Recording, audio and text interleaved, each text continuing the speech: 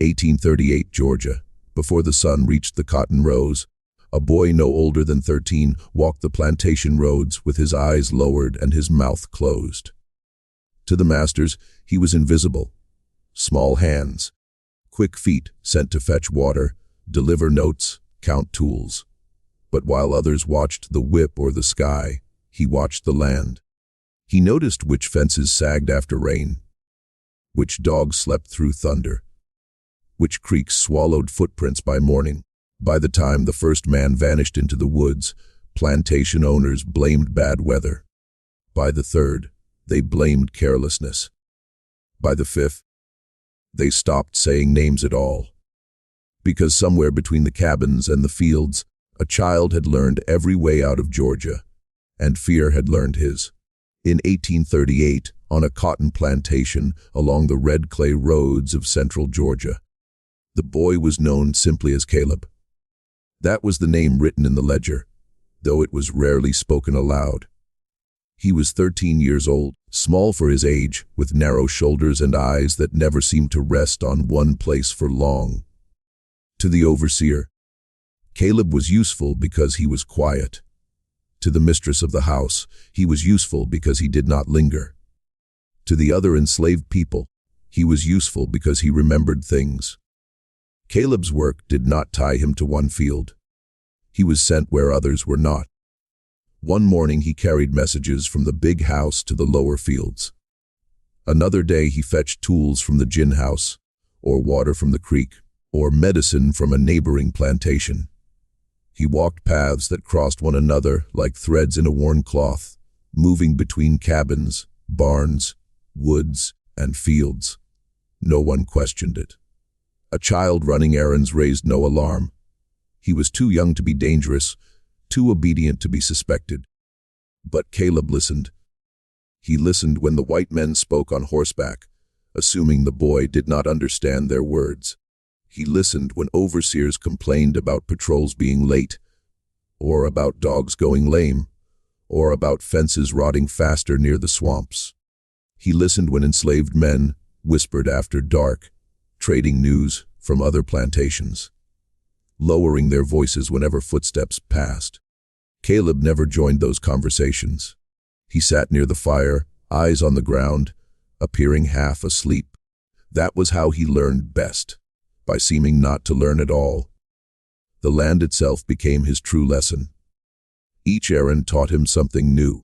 He learned that the eastern fence sagged near the sycamore tree, because the soil there stayed wet. He learned that the creek bent sharply north before widening into reeds, and that anyone who entered the water upstream would leave no clear tracks on the bank. He learned which paths turned to mud after rain and which stayed firm, which mattered when men on horseback gave chase. He learned where the woods thickened enough to hide a body, and where they thinned suddenly into open ground that offered no mercy. Caleb did not write these things down. He did not mark trees or leave signs. He carried the map in his head, building it slowly, patiently, piece by piece. Each walk added another line, each return another measure of distance. He counted steps without knowing numbers. He marked time by the position of the sun and the ache in his legs. At night, in the cabin he shared with his mother and two younger sisters, Caleb said little. His mother noticed, but she did not press him.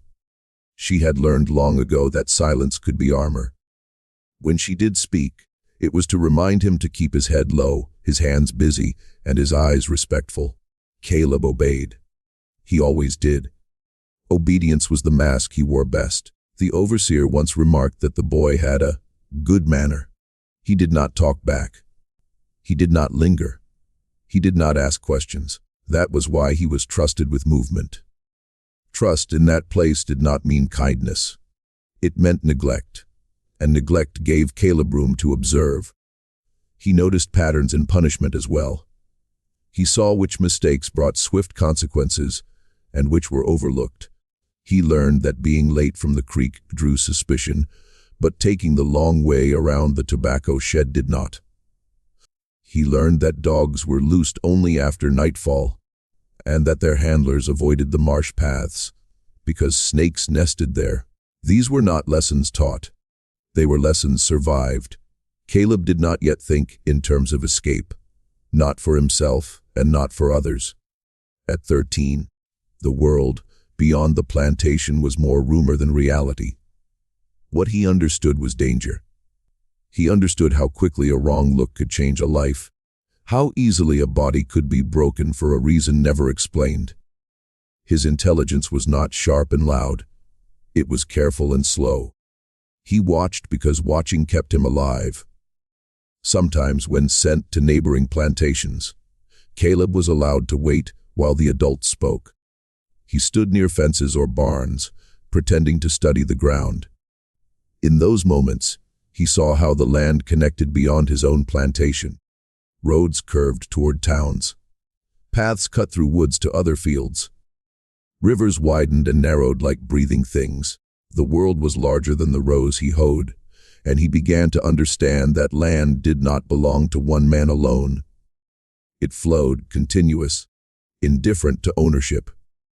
Other enslaved people began to notice Caleb's memory. A man once asked him quietly how far the creek ran before it met the river. Caleb answered without hesitation. A woman asked whether the north field had guards on Sundays. Caleb told her which hours were watched and which were not. He never offered this knowledge freely. He gave it only when asked, and even then carefully. He understood instinctively that knowledge, once spoken, could not be taken back. This was the beginning of the fear that would one day follow his name, though no one yet knew it. At this stage, Caleb was still only a boy walking dusty roads, carrying water and messages, keeping his eyes lowered. But something had already shifted. While the plantation believed it was shaping him into a useful tool, Caleb was shaping something far more dangerous within himself, a complete understanding of how the world around him worked. He did not rush. He did not rebel. He endured. And in that endurance, the first escape route was already forming, not on the ground, but in the quiet, listening mind of a child who had learned that survival began with seeing everything and saying nothing. The first disappearance was spoken of as an inconvenience. In the autumn of 1839, when the cotton lay heavy on the stalk, and the air carried the dull ache of long days, a man named Elias failed to appear at morning count. His tools were found where he had left them the night before, leaned neatly against the cabin wall. There was no struggle, no broken door, no blood in the dirt. The overseer assumed drunkenness or foolish wandering and sent riders along the nearby road. By sundown, when Elias had not been found, the matter was quietly recorded as a loss. Caleb heard about it while carrying water to the gin house. He did not stop walking. He did not lift his head, but his ears caught every word. The men spoke of the woods being thick that year, of patrols stretched thin, of dogs growing lazy in the heat. It was said with irritation, not fear. One missing man did not threaten the order of things. Runaways had always existed, and most were brought back. Caleb listened and remembered which routes the riders chose first, and which they ignored. The second disappearance came 3 weeks later. This time it was a woman from the lower cabins, someone known for keeping to herself. She left behind folded clothes, and a pot still warm from the fire. The dogs were brought out that night, their handlers urging them forward with raised voices and switches. The dogs barked, circled, then lost the trail near the creek. The men cursed the water and returned empty-handed. In the days that followed, whispers spread among the enslaved people. Some said the woman had drowned. Others said she had crossed into the swamp, where even patrols feared to follow. No one said Caleb's name. No one needed to. Several people who spoke quietly of her escape had once worked near him, had once asked him questions about the land. The connection remained unspoken, like a breath held too long. The masters grew uneasy, though they did not yet show it. Extra counts were ordered. Lanterns burned later into the night, but the routines of the plantation remained largely the same. Cotton still had to be picked. Meals still had to be cooked. Children still ran errands. Caleb continued to walk his routes. He said nothing. He did not seek out those who planned to leave. He did not guide anyone by the hand. What he had done, if anything, had already been done. The knowledge had been given quietly, weeks or months before, in small pieces. A bend in the creek mentioned in passing. A warning about a fence that looked strong but was not. Advice offered as if it were idle talk. By the time anyone acted on it, Caleb was far away, carrying water, counting tools, or standing silently by a fence. The third disappearance changed the tone. A young man was gone by morning, and this time the dogs did not bark at all. They paced in confusion, noses low, tails uncertain. The overseer struck one of them in frustration, as if pain might restore its purpose. Riders were sent farther than before, toward roads that led off the plantation entirely. When they returned empty-handed, the overseer did not curse. He said nothing at all.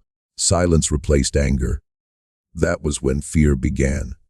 Plantation owners from nearby lands visited one another under the pretense of business. They spoke in lowered voices, glancing toward the yards as they did. Words like pattern and inside help passed between them. They did not yet suspect a child. They suspected grown men, conspiracies, outside influence. But they all agreed on one thing. These escapes were too clean. There were no broken chains, no overturned cabins, no signs of haste. It was as though the missing people had simply stepped out of the world.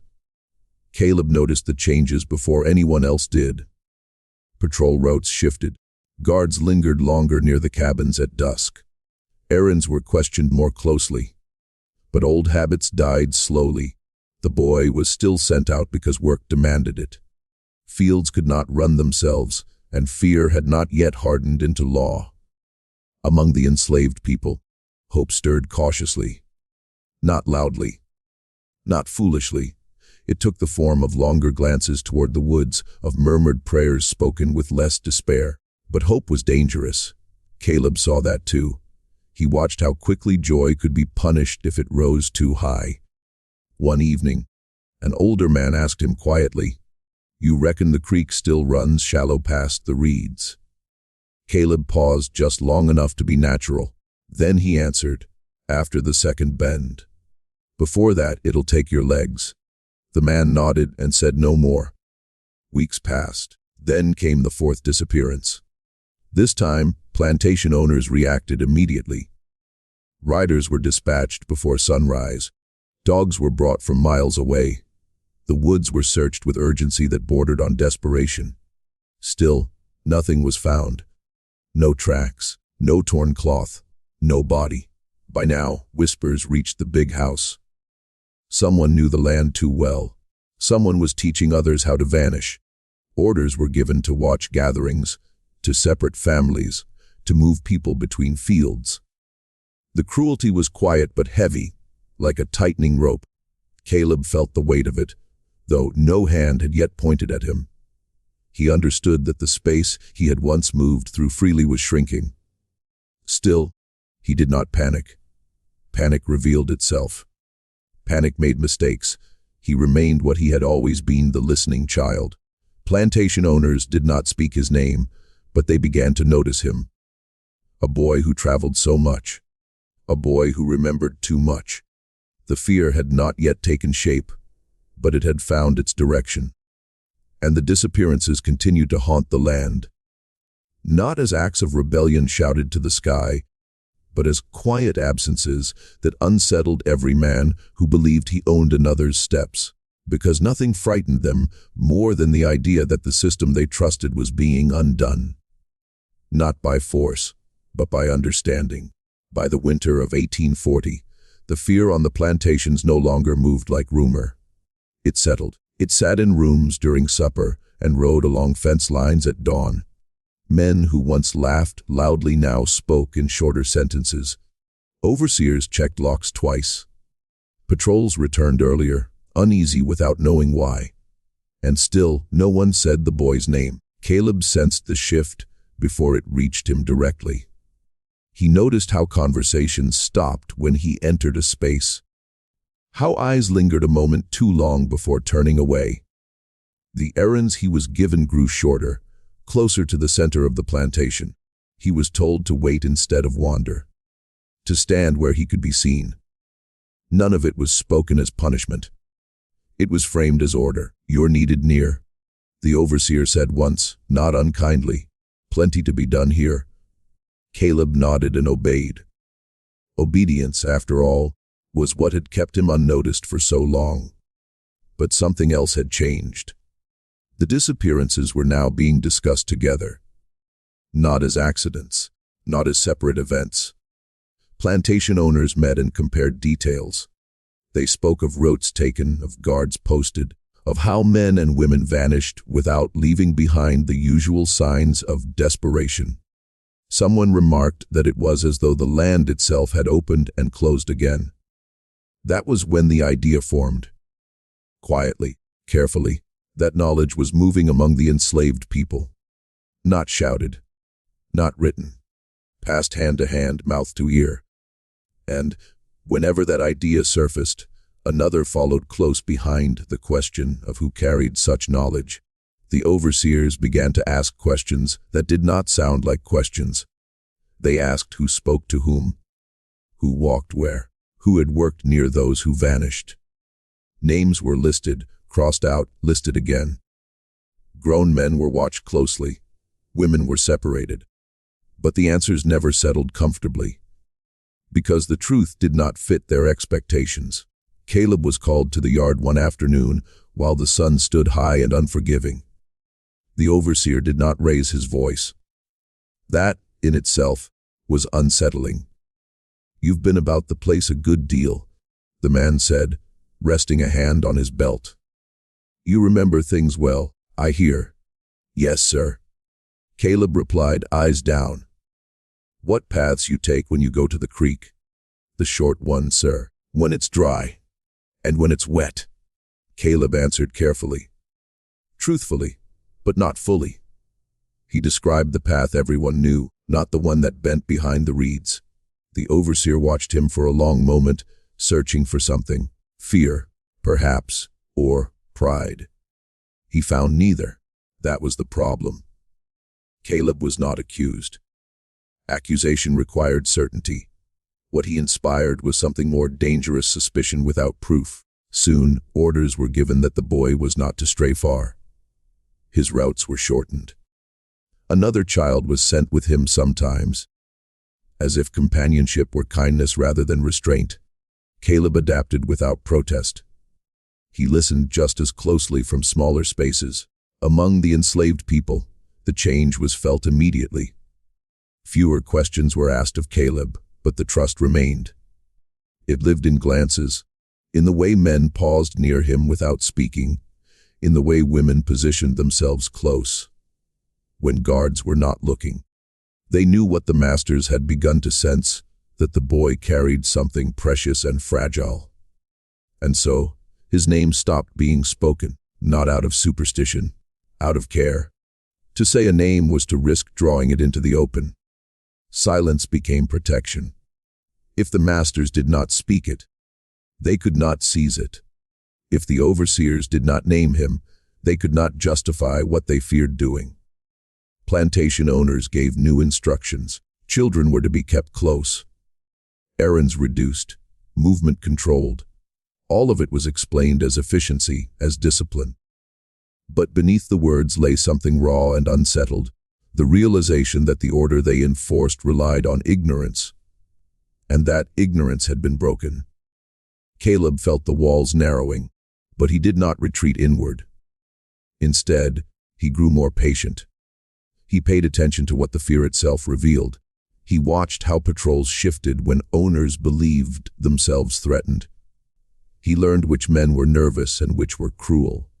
He noted that fear made patterns just as clearly as routine ever had. One evening, his mother spoke to him in a voice barely above breath. "They watching?" she said. I know, Caleb replied. Then you best be careful what you carry. I only carry what fits, he said. She understood. What Caleb carried could not be taken from his hands. It lived in his memory, layered and quiet. And now, even as movement was restricted, that memory had already traveled beyond him. Others held pieces of it. Others walked paths he had never walked himself. That was the greatest fear of all. The system could punish a body. It could confine a child. But it could not gather back knowledge once it had been shared. Plantation owners sensed this without being able to name it. Their fear grew sharper, more focused, yet remained unspoken. And so, Caleb's name became something avoided. Not shouted in anger.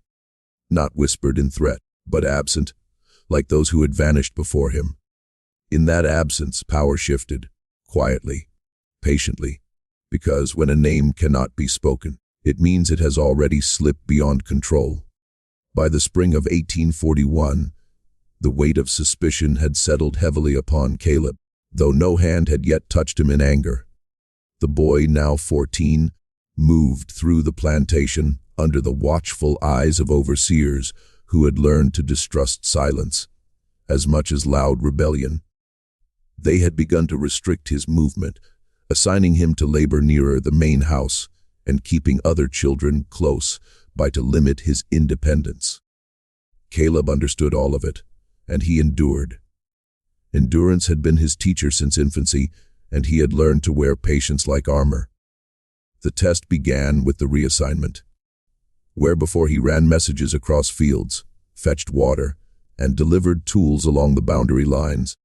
Now, Caleb was sent to tasks meant to confine him, to exhaust his body and limit his observation.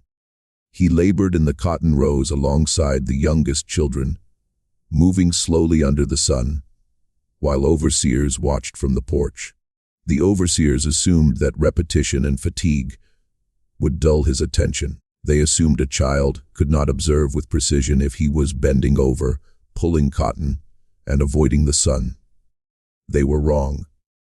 Every day, as he picked cotton, Caleb quietly measured distance between fence posts and mapped patrol schedules in his mind. He noted the times when dogs were fed and when they were left to rest. He observed which overseers lingered near the house and which were more likely to wander through the fields absent-mindedly. While the work demanded his hands, his mind remained free. He counted steps without speaking, noted the cracks in the boards along the barn, and traced the paths of wind through the woods.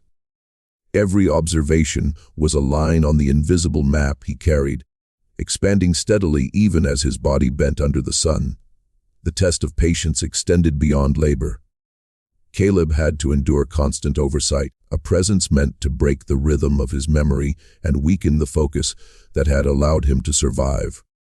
One overseer, a tall, stern man named Reed, walked with him everywhere, questioning him about trivial details, correcting him for minor mistakes, and watching every glance. Step too far, Reed would say, tapping a whip lightly on the soil, and you'll learn what it means to wander. Caleb learned to measure, not only the landscape but also human behavior. He learned to anticipate the questions, to remain calm, and to speak truth in measured pieces. Never too much, never too little. He discovered that patience could be a tool sharper than any blade. Even at night, the test continued.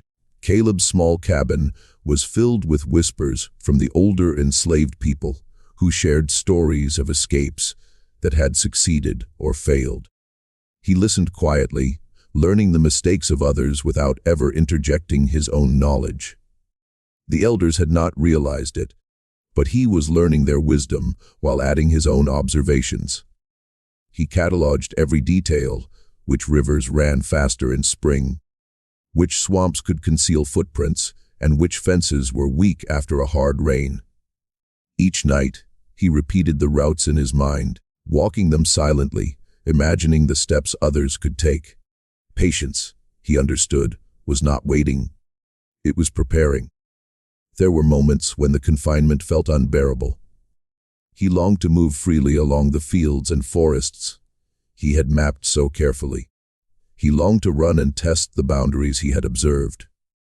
But Caleb had learned that action without timing could destroy everything. The test of patience was not just physical. It was moral and strategic. To act too soon would endanger not only himself, but everyone who relied on the knowledge he carried. The discipline imposed upon him by overseers was cruel, but Caleb transformed it into a tool. He practiced endurance and mental precision, cultivating a silent strength. Caleb also began to recognize the subtle cracks in the plantation system. The overseers had grown paranoid, issuing orders that sometimes contradicted one another, creating openings that a careful observer could exploit. He noted which guards were indifferent, which worked only when watched, and which were motivated by fear rather than authority. Every contradiction became part of his understanding of control, of human behavior, and of opportunity. Even restricted, Caleb was learning the precise limits of what could be done and what could be survived. The test of patience reached a turning point when Caleb was assigned to assist with the household chores in the big house, a place he had rarely entered before. Here, he observed the schedules of the masters themselves, the times they rose, the routes they took through the property, and the servants' routines. He noted which doors were left unlocked, which windows were latched tightly, and where the land sloped gently enough for silent movement. Even under direct observation, Caleb continued his mental mapping.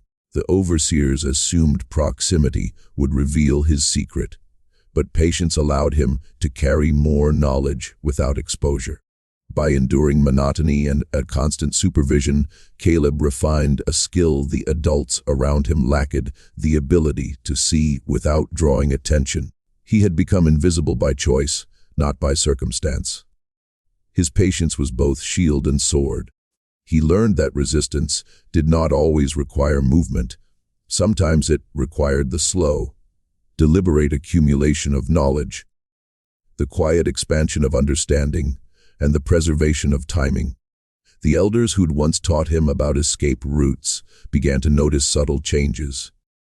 Caleb's memory had grown sharper, his observations more precise. He began to offer advice in whispers, measured carefully to avoid suspicion. Yet the most dangerous knowledge remained his alone. The comprehensive understanding of land, people, patrols, and schedules that no one else could yet replicate. His endurance had turned into power. By the time spring ended, Caleb had passed the test of patience. He had endured confinement, observation, and physical labor designed to diminish his mind. Instead, he had expanded his knowledge and strengthened his understanding of the plantation's vulnerabilities.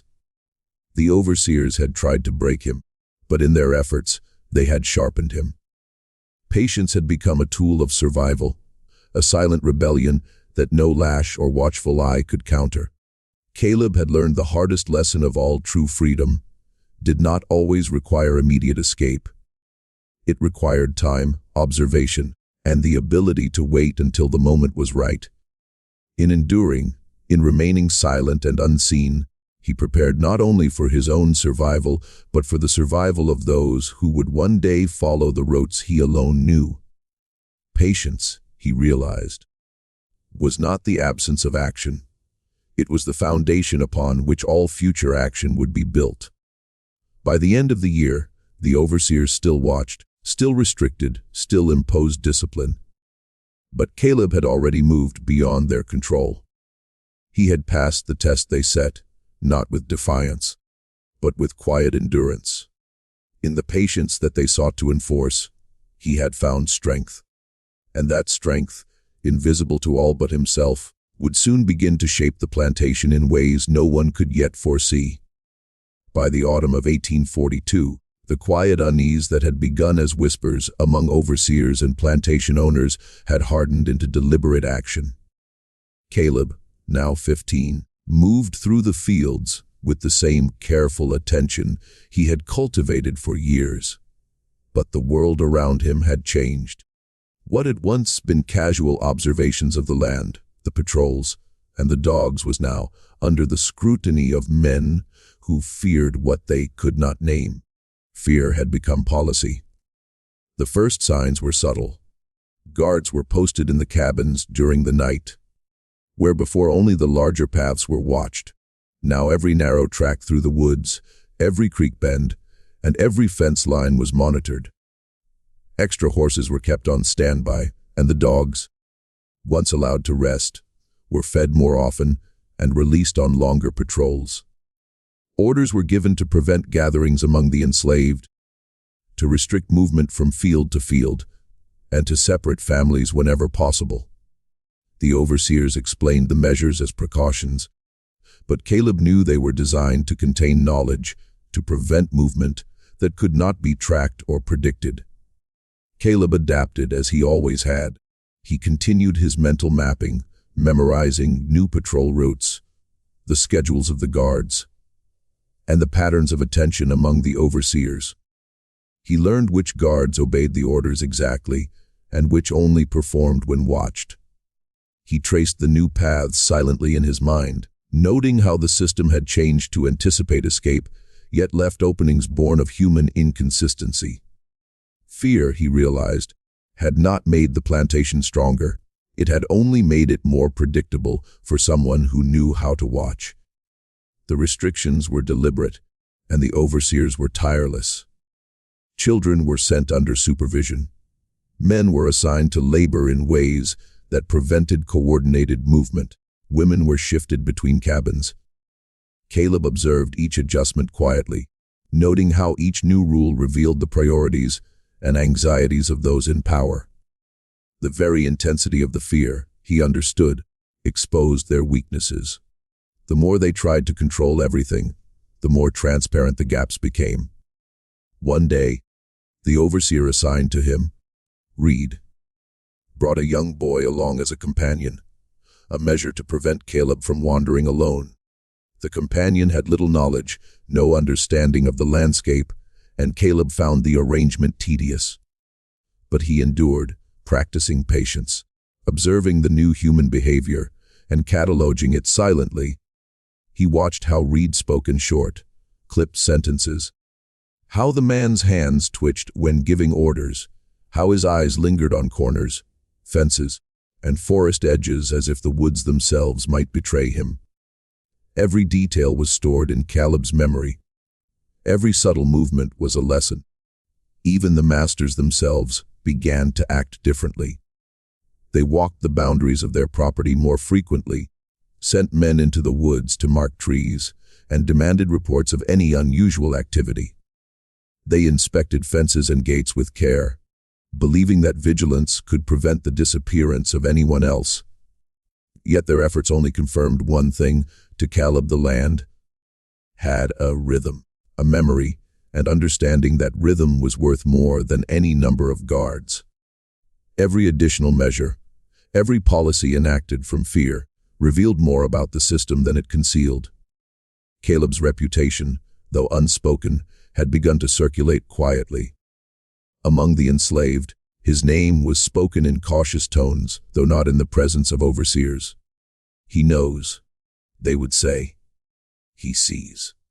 It was never a boast, but an acknowledgement of the power contained in patient observation, in quiet endurance, in the understanding of paths and schedules that were invisible to most. Knowledge, once held by one boy, now extended its influence across the plantation without a single word spoken in public. The fear that became policy also created openings. Guards and overseers grew rigid, adhering strictly to orders rather than exercising judgment. In doing so, they made themselves predictable. Caleb noted which patrols arrived at certain fields, and when they shifted attention, he observed when dogs were restless or distracted, and when the overseers themselves faltered under the weight of vigilance. He traced each pattern in silence, letting the information settle in his memory, until it became a living map, precise enough to move unseen should the need arise. By now, the plantation's rhythm had changed entirely. Fear dictated movement, work, and human interaction. But Caleb had learned to work within it. He continued his errands, carried water, delivered messages, and completed tasks in obedience, yet nothing escaped his notice.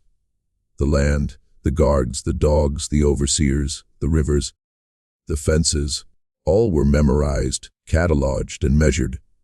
Knowledge had become a weapon of quiet endurance, more precise than any whip, more enduring than any chain. The final stage of the fear policy came with control over communication. The enslaved were forbidden from gathering for stories, song, or counsel. Families were sometimes separated, children reassigned, and adults forced into labor that broke routine. It was intended to erase familiarity and connection. Yet Caleb adapted. He learned to observe in smaller spaces, to carry information silently, and to map paths in his mind without speaking of them. His endurance was both shield and method, and the fear that had been institutionalized only reinforced his understanding of the plantation's vulnerabilities. By winter, Caleb had seen the full extent of the fear policy, the new fences, the constant oversight, the restricted movement, the separated families. And still, he endured. Each measure of control, each whisper of fear, only added to the mental map he carried. No one could take it from him. No policy could erase it. The land remembered, Caleb remembered. The haunting truth of those years remained long after the overseers had gone home, lanterns dimming in the early evening. Caleb could walk along the creeks and fences, past the cabin rows, and trace the echoes of policies born from fear. He remembered every step, every shift in patrols, every adjustment in the rules. He remembered the vanished men and women, their absence marking the land like shadows cast by trees. Memory, silence, and endurance had become inseparable. In the quiet that followed the day's labor, Caleb often sat alone, listening to the wind move through the cotton and the rustle of leaves in the woods. He could feel the presence of what had been lost and what had been controlled. And in that silence, he understood that survival was not always in moving or speaking. It was in remembering, in watching, in holding knowledge as carefully as one held breath. Every shadow of the plantation carried a lesson, and every lesson lived quietly in the mind of the boy who had endured. In that way, fear shaped the system, but it was patience, observation, and silent endurance that shaped the boy. And the land held both.